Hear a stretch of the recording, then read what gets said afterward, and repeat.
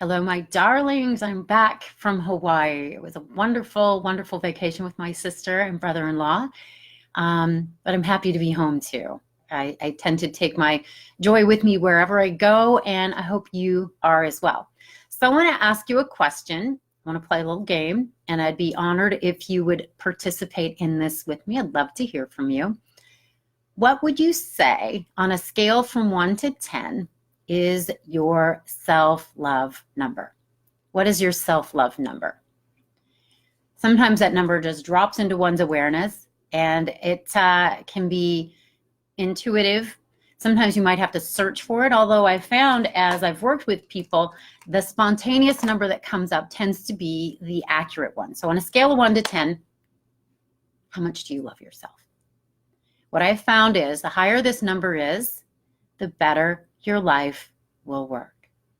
So years ago, when I was really struggling, not having a good time with life at all, a friend of mine said to me, Tammy, the only problem I see with you is that you just don't love yourself very much. And when she said that, it was just like, dong. It was so accurate and revelatory and profound. And maybe people had said that to me before, but in this moment, I was really ready to hear it. And when she said that, I thought, do I love myself? The answer was no. And if I did have a self-love number between 1 and 10, what would it be? And I would say at that point, it was maybe a 2. So it was no wonder that my life didn't work. Didn't feel good, didn't work well. My body didn't feel good. My relationships didn't work. My prosperity was, well, there was no prosperity. So it became clear to me that I needed to increase my self-love number. I didn't know what that would look like or how to do it or how it would feel when I got there, but it became clear that that needed to be my priority and intention. These days, I would say my self-love number is around a 9.5 some days. When I'm hanging out with my horse, it's a 9.5. So now I want to talk about what self-love is not. Self-love is not superior. It is not arrogant. Self-love is not competitive. Self-love, authentic self-love, includes the qualities of self-appreciation and self-compassion. So if you're thinking, well, I love myself, but I don't have self-love or self-appreciation and self-compassion, then it's probably not authentic self-love that you're experiencing. Sometimes people that seem to love themselves, perhaps they're arrogant, or they seem to be confident, or maybe narcissistic. What that really is a false mask that's covering aspects of oneself that they don't love. It's actually fear. It's a facade.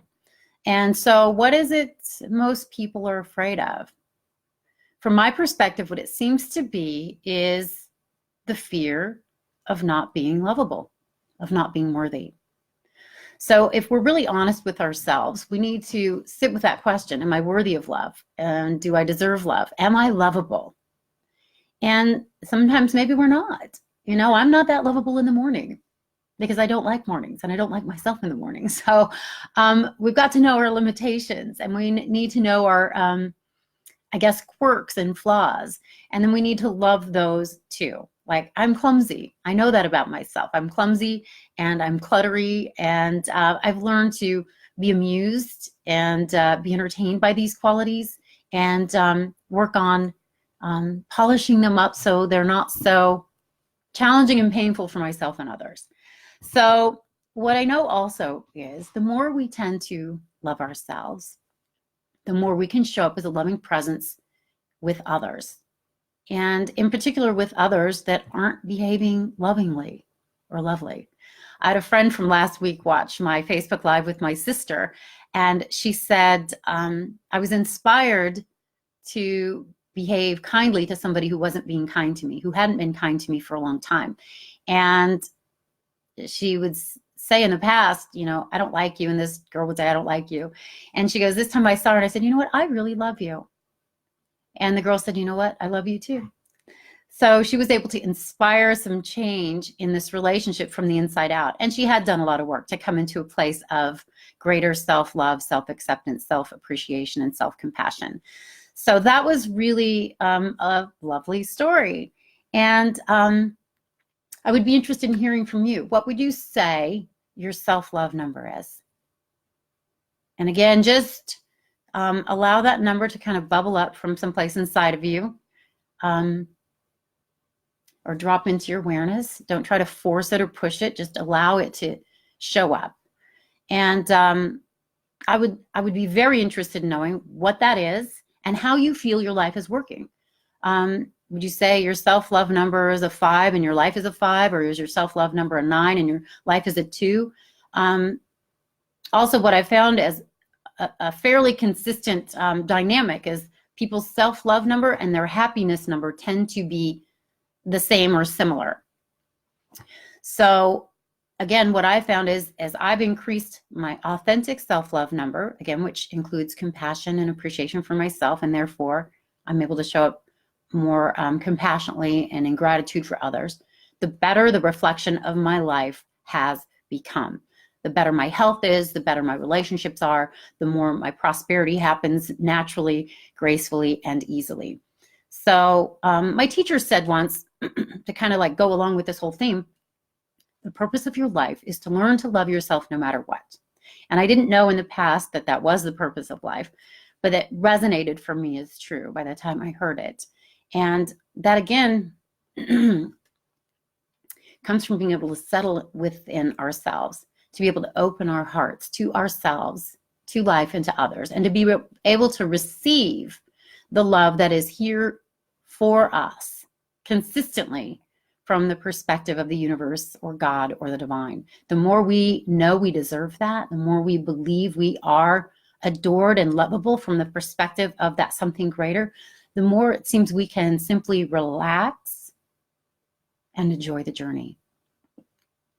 The more life can show up in a really supportive, synchronistic, and miraculous way, because we're not running around like chickens with their head cut off in fear, trying to make things happen, to grab for things and come from fear to get what it is we think we need from the outside in to fill ourselves up. We're able to relax and be in a place of being flexible, comfortable, and therefore we can perceive the blessings and miracles that show up in ways that perhaps that we're not expecting.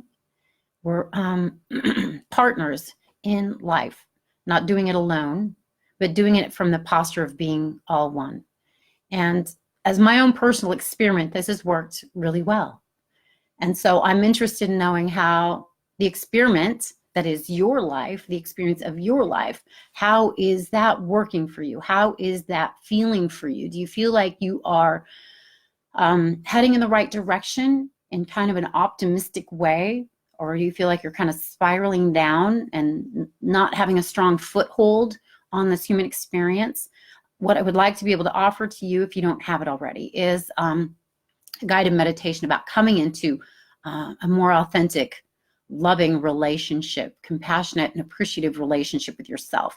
Again, I think guided meditations are so wonderful in their potential and power to heal us from the inside out, and are one of the easiest ways that we can access our subconscious mind, because it's the stuff that's stuck in the corners of our subconscious mind that tend to cloud the reflection of our life.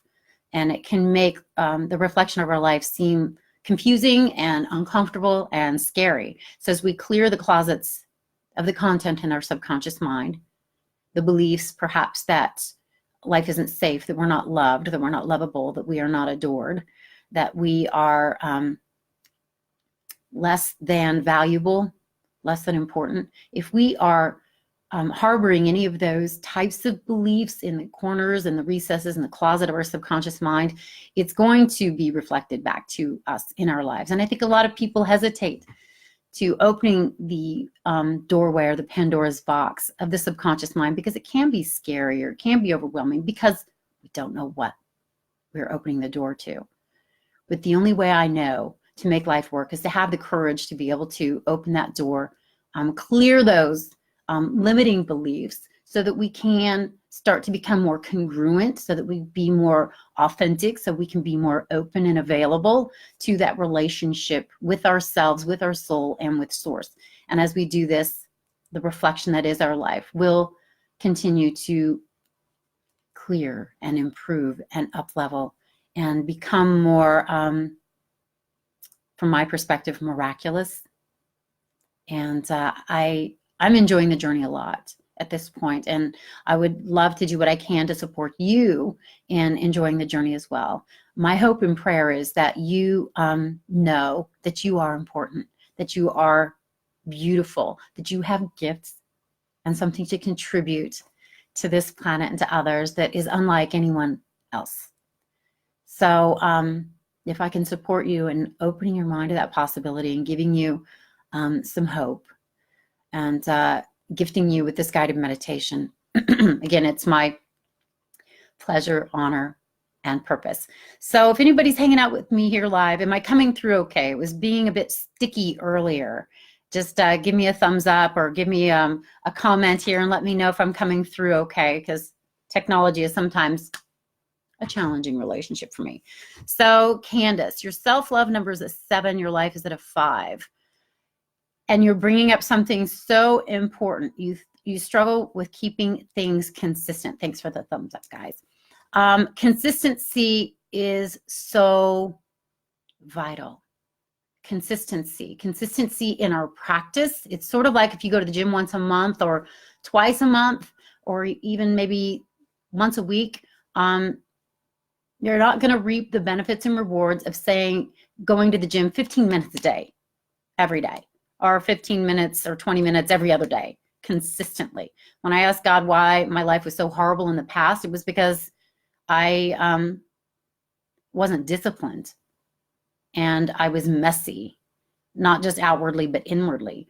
The Course in Miracles will say you accomplish so little because your mind is so undisciplined. So a lot of this work is about being consistent and diligent with our thoughts and with our practice, our spiritual practice, our self-love practice, our guided meditation practice.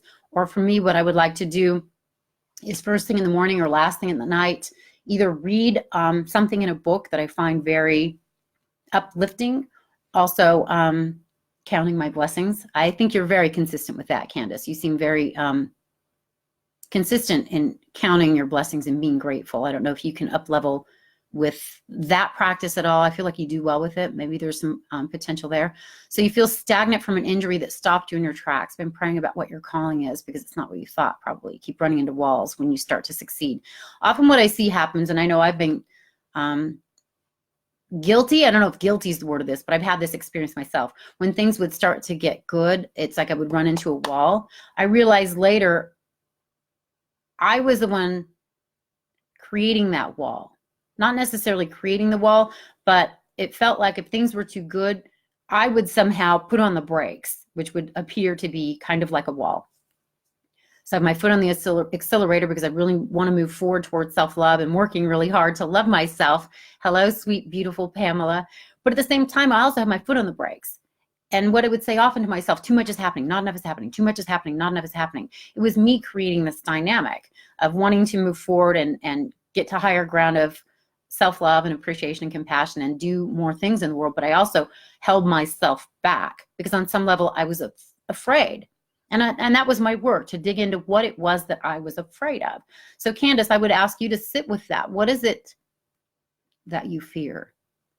What is it that you're afraid of? And you don't have to tell me here now. Maybe you can journal about that and we can talk about that. I would love to have a conversation with you if you have the time and bandwidth, if that resonates for you, because I would love to support you in getting through your challenges right now so we can get you to that higher ground. I know you've been on this path a long time.